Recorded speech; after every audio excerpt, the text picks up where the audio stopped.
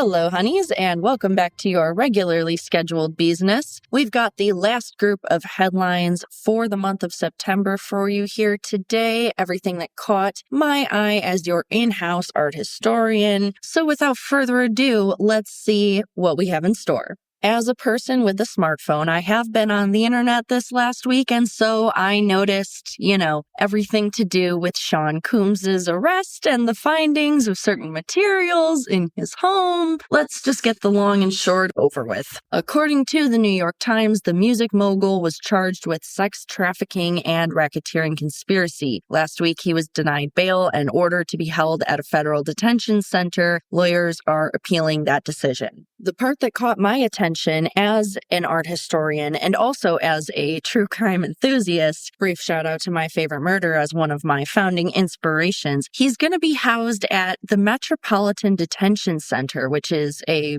brutalist-style concrete one in Brooklyn, housing more than 1,200 people. The thing is, this center has a reputation for poor conditions and violence. It became the primary federal detention center in New York when its sister jail in Manhattan, the one where Epstein died, was closed in 2021 also because of very poor conditions. So not only is he being sent somewhere particularly dangerous, this one also happens to have been the same detention center that has housed a particular variety of, let's say, high-profile defendants, including Sam Bankman-Fried, R. Kelly, and Ghislaine Maxwell. So this had my eyebrows raised, at least. There seem to be some signals here that he's being kept in similar circumstances to these infamous names, perhaps because he is or will be among them.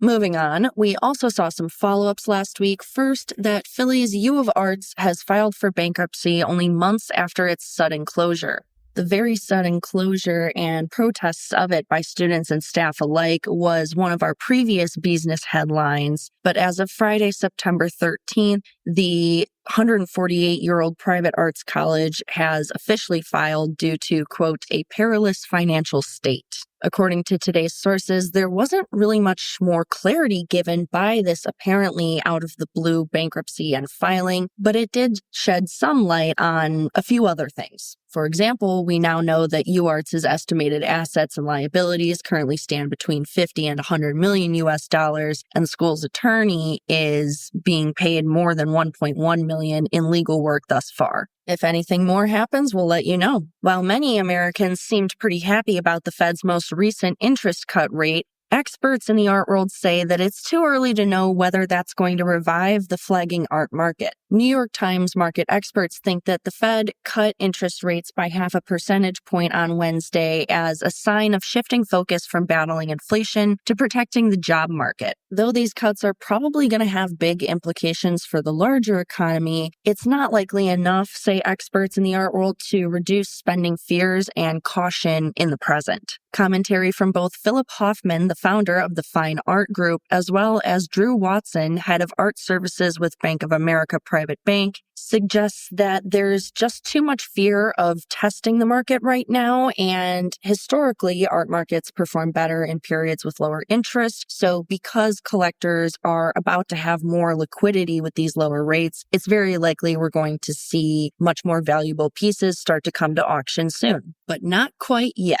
In yet another story of arts vandalism and destruction, guys, I want to cry. This time, a sculpture by Ai Weiwei was purposefully broken during an exhibition opening in Italy. So it happened at the Chinese dissident artists exhibition called Who Am I at the Palazzo Fava in Bologna. The man identified as 57-year-old Vaclav Pishev, a Czech Republic national, is seen in video footage posted to Instagram dramatically pushing over Ai's work titled Porcelain Cube, made in 2009, and then holding a fragment of this broken artwork up over his head in a sort of confusing gesture before security guards just take him down. There's several reasons that this occurrence was shocking. It was a closed event, invite-only reception, so it's unclear how he even got in. He was arrested on the scene for, quote, destruction, dispersion, deterioration, defacement, soiling, and illicit use of cultural or landscape assets, end quote, agreed. Yet the even more morbidly fascinating part is Pishev has a record of this destructive vandalism behaviors. For example, in 2018, he hit performance artist Marina Abramovic over the head with a framed portrait of her. When asked later why he did it, he said he had to for his art. And according to Art News, in 2023, he climbed naked with the word centered painted onto his body onto the famed statue of Hercules and Cacus in Florence's Piazza della Signora during an awards ceremony. Statements by the exhibition curator, Arturo Galancino, to Hyperallergic, are particularly fascinating. More specifically, quote, "The act of vandalism against Ai Weiwei's work, Porcelain Cube, is even more shocking when we consider that several of the works on display explore the theme of destruction itself. The destruction that Ai depicts in his works is a warning against the violence and injustice perpetrated by those in power. It has nothing to do with this violent, potentially dangerous, reckless, and senseless act carried out by a habitual troublemaker," end quote. So the story is heart-wrenching because it's more art destruction. It's kind of fascinating because it's also a bit true crime. He did destroy something. But then also we've got this kind of conceptual art thinker element where we're looking at differences here between destruction in terms of intentions, results, by means of vandalism. This really fascinating contrast between what I had in mind versus what Pishev forced onto the work.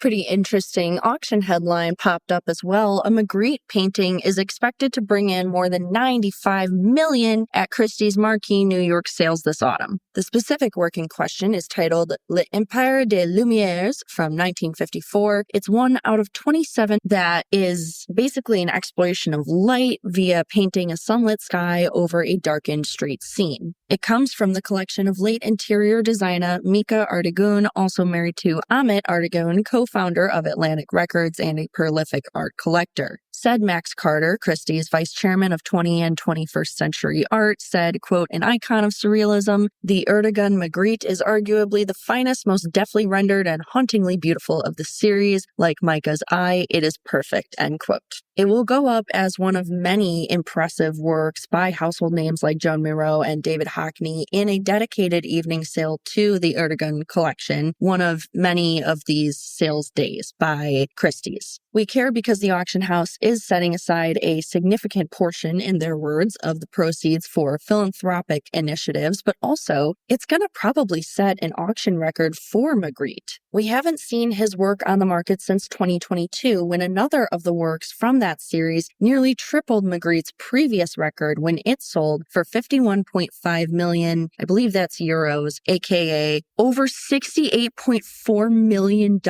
Jesus. At Sotheby's in London. Also, that was apparently pounds, not euros. Still, let's see what numbers this one fetches. And speaking of Hockney, one of his paintings, estimated at over $9 million is set to lead Sotheby's London fall sales. That work, L'Arbois Saint Maxime of 1968, shows a sun-drenched view of the town's Hotel L'Arbois, and this is a significant painting for Hockney and his career because it traces back to 1966, the start of his romantic relationship with fellow artist Peter Schlesinger at the University of California, Santa Cruz. In 1968, the two artists start vacationing together at film director Tony Richardson's house near Saint Maxime in southern France. So the town pictures that Hockney took later became the source of some of these paintings, his most renowned, including the one on sale. The couple did split up in 1971, but still, this one is expected to headline on October 9th. The high estimate is in part because the market has only gone up since it sold last for $2.1 million at Sotheby's in 2011. We care in part because this is a very significant piece in Hockney's oeuvre, but also because it's scheduled to return to public view for the first time since the 2011 sale during preview exhibitions at Sotheby's New York as well as in London. So rare public viewing opportunity that we love to see. That was actually an unintentional pun, but I'm keeping it. A really surprising announcement last week came with the headline that the Gardner Museum of Boston is going to renovate the Dutch room linked to the historic art heist. The robbery of the Isabella Stewart Gardner Museum is one of the most infamous art heists of all time. If you'd like more info on that, you can listen to our second ever full-length episode. But suffice to say for now, crime remains unsolved, and the museum says it's time to restore the room back to its former glory because it has suffered the ravages of time. The project is expected to take more than 2 years and will include the restoration of not only paintings, but also frames, including the ones left empty from that heist. They're going top to bottom with it: ceiling, tiles, lighting, furniture, everything. But here's the kind of exciting part, the part that we're paying the most attention to. The museum says that the galleries are going to stay open during the restoration to give visitors the unique opportunity to, quote, witness conservators at work, end quote. And, if it were me in Boston, I would take that opportunity. Wink, wink, hint, hint. Bit more of a sour note, claims emerged that the Tehran Museum has lost 30 paintings it loaned out and prompted calls for investigation. According to Iran International newspaper, our story starts back in July when Tehran's Imam Ali Religious Arts Museum loaned out 30 paintings for an exhibition that apparently never came to be, and the paintings have since just disappeared. Tehran City Council member Nasser Amani announced in a council meeting on Sunday that the paintings were loaned without official documentation even, despite some of them being valued at or above 500,000 US. Despite repeated attempts by various officials to get answers, authorities still have no explanation for the artwork's whereabouts. The alleged borrower has only been described by local media as a, quote, unidentified entity outside the municipality, end quote. So, honeys, why do we care? The missing paintings are yet another addition to this growing list of cultural artifacts that have disappeared pretty shadily, or at least suspiciously, in Iran. For example, there was not too long ago a pretty famous scandal involving the theft of 48 hand-woven carpets from Sa'dabad Palace, another national treasure, which were allegedly moved to private residences. The Iranian government is widely facing criticism that it's failing to safeguard the country's cultural heritage. It's seeing accusations that officials are profiting from black market sales of such objects. Many have been left questioning the government's priorities. Lots of activists are now calling for full investigations into not only these missing artworks, but the general potential mismanagement of Iran's cultural heritage, especially considering the context of economic sanctions and internal mismanagement that exists. One quick obituary this week, honeys, that of John Cassaday, an award-winning comic book artist who died at 52 on September 9th in Manhattan. He was the creator of the Planetary series about a trio of adventurers investigating strange events, as well as Astonishing X-Men. Says the New York Times, quote, his drawings conveyed a sense of realism in situations that were often fantastical, end quote.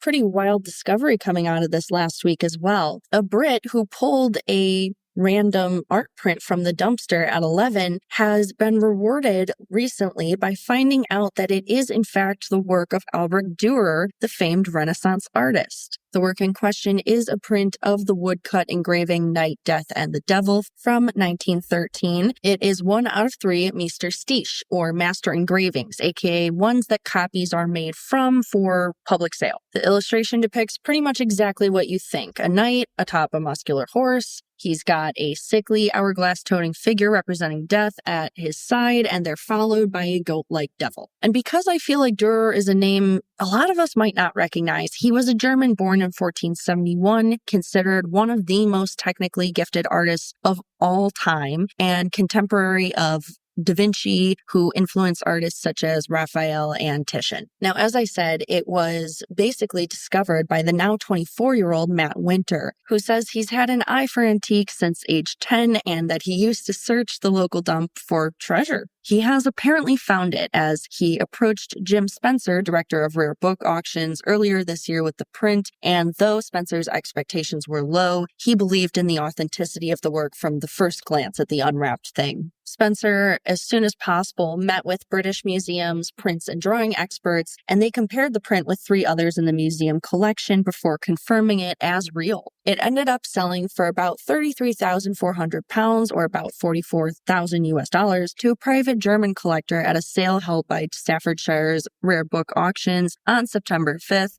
exceeding the estimate of only about 13,000 or about 10,000 pounds. All right, honeys, that's our show for the week. Hope you've enjoyed. Hope you are getting some good sunshine time in while it lasts as we head into fall here, and be prepared for spooky season. Take care. This podcast and this episode were created, produced, hosted, and researched, as well as fact-checked by yours truly, Celia Bugno. It was edited by our brand new sound engineer and producer of our intro music, Chris Meinhold. Don't forget to like, share, and subscribe on all of your favorite streaming platforms, as well as your social medias.